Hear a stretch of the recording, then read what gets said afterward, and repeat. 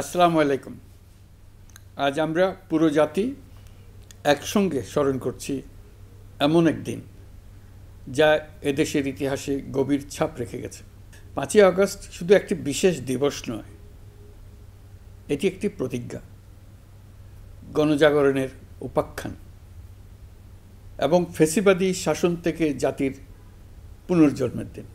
আজ আমি গভীর শ্রদ্ধার সঙ্গে স্মরণ করছি 1971 সালের স্বাধীনতা যুদ্ধের সকল বীর মুক্তিযোদ্ধাদের, যাদের আত্মত্যাগে আমরা পেয়েছি স্বাধীন সার্বভৌম বাংলাদেশ। 1971 সালে সাম্য, মানবিক মর্যাদা ও সামাজিক ন্যায় বিচার প্রতিষ্ঠার লক্ষ্যে এদেশের জনগণ সশস্ত্র মুক্তিযুদ্ধে অংশগ্রহণ করেছিল।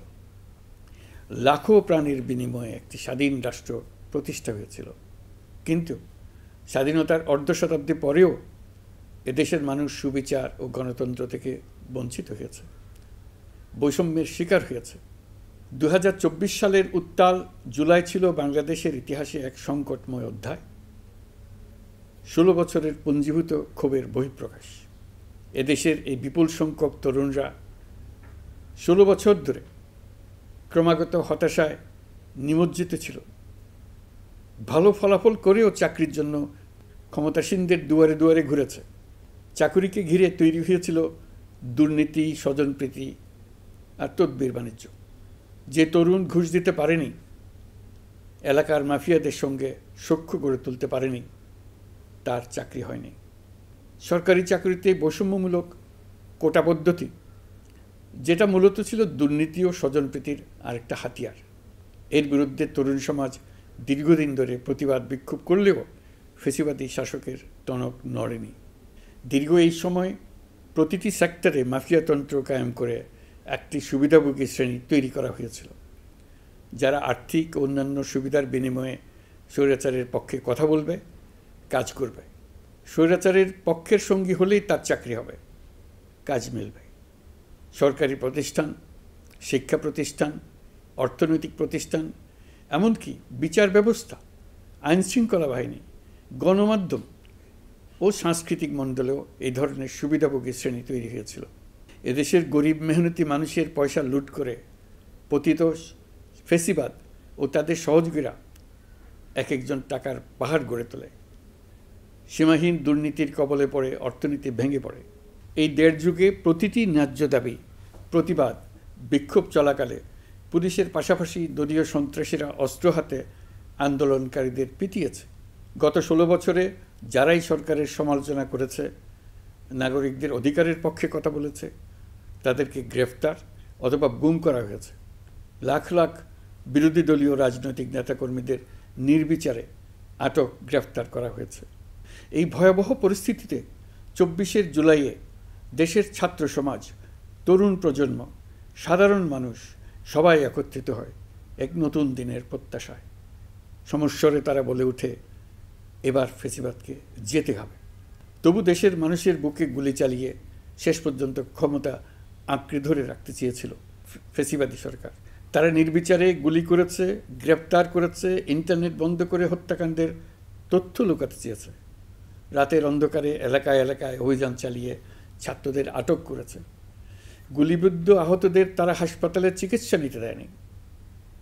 হাসপাতালগুলোকে নির্দেশ দেওয়া হয়েছিল যেন আহতদের ভর্তি না করা হয়। এই কারণে বহু মানুষ চিকিৎসা না পেয়ে চিরতরে দৃষ্টি হারিয়েছে, পঙ্গু হয়েছে। আজ জুলাই গণ অভ্যুত্থান দিবসে আমি জাতির সূর্য সন্তান জুলাই শহীদদের গভীর শ্রদ্ধার সঙ্গে স্মরণ করছি, তাদের আত্মার মাগফিরাত কামনা করছি। জুলাইয়ে যারা আহত হয়েছেন, চিরতরে পঙ্গু হয়েছেন, দৃষ্টি হারিয়েছেন, জাতির পক্ষ থেকে আমি তাদের প্রতি শ্রদ্ধা ও কৃতজ্ঞতা জানাচ্ছি। এই জাতি আপনাদের কাছে চিরকৃতজ্ঞ থাকবে। গত বছর ডিসেম্বর মাসে জুলাই গণ অভ্যুত্থানে শহীদ পরিবার ও আহতদের কল্যাণ ও যাবতীয় বিষয়াদির প্রশাসনিক দায়িত্ব মুক্তিযুদ্ধ বিষয়ক মন্ত্রণালয়ের উপর ন্যস্ত করা হয়েছে। এখন পর্যন্ত 836টি শহীদ পরিবারের মধ্যে 775টি শহীদ পরিবারকে মোট 98,40,00,000 টাকার সঞ্চয়পত্র ও মাসিক ভাতা বাবদ ব্যাংক চেক দেওয়া হয়েছে। অবশিষ্ট যারা আছেন তাদেরও কয়েকটি বিষয় নিষ্পত্তি সাপেক্ষে সঞ্চয়পত্র দেওয়ার প্রক্রিয়া চলছে। এর পাশাপাশি আহত 13,800 জন জুলাই যুদ্ধকে 3টি ক্যাটেগরিতে নগদ টাকা ও চেক বাবদ মোট 153,4,00,000 টাকা প্রদান করা হয়েছে। এর মধ্যে 78 জন অতি গুরুতর আহত জুলাই যোদ্ধাকে সিঙ্গাপুর, থাইল্যান্ড, তুরস্ক এবং রাশিয়ায় উন্নত চিকিৎসার জন্য পাঠানো হয়েছে এবং চিকিৎসা ব্যয় বাবদ এ পর্যন্ত 97,50,00,000 টাকা ব্যয় হয়েছে। জেলা উপজেলা পর্যায়ে সকল সরকারি হাসপাতাল বা ক্লিনিক বা স্বাস্থ্যকেন্দ্র, মেডিকেল কলেজ হাসপাতাল এবং সরকার কর্তৃক নির্ধারিত বিশেষায়িত হাসপাতালগুলোতে সকল শ্রেণীর আহত জুলাই যোদ্ধাদের অগ্রাধিকার ভিত্তিতে বিনামূল্যে চিকিৎসা সেবা দেওয়ার সিদ্ধান্ত হয়েছে। সরকারের পক্ষ থেকে জুলাই শহীদ ও আহতদের জন্য আরও নানা উদ্যোগ নেওয়া হচ্ছে। তবে জুলাইয়ের মহানায়কদের আত্মত্যাগ তখনই সার্থক হবে যখন এই দেশকে আমরা একটি সত্যিকারের জনকল্যাণকর দেশ হিসেবে গড়ে তুলতে পারব। আজ আমরা কেবল অতীত স্মরণ করতে আসিনি, আমরা একটি শপথ গ্রহণ করতে এসেছি। শপথ এই, আমরা কোনো ধরনের নিপীড়নের কাছে মাথা নোয়াব না।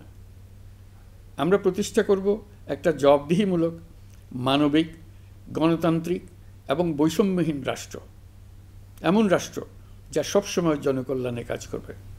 জুলাই শহীদদের আত্মত্যাগ আমরা বৃথা যেতে দেব না। তাদের আত্মত্যাগই হবে আমাদের পথ চলার প্রেরণা, তাদের স্বপ্নই হবে আমাদের আগামী বাংলাদেশের নির্মাণ রেখা। আজকের এই দিনে এটাই হোক আমাদের শপথ। মহান আল্লাহ আমাদের সহায় হন। আল্লাহ হাফিজ।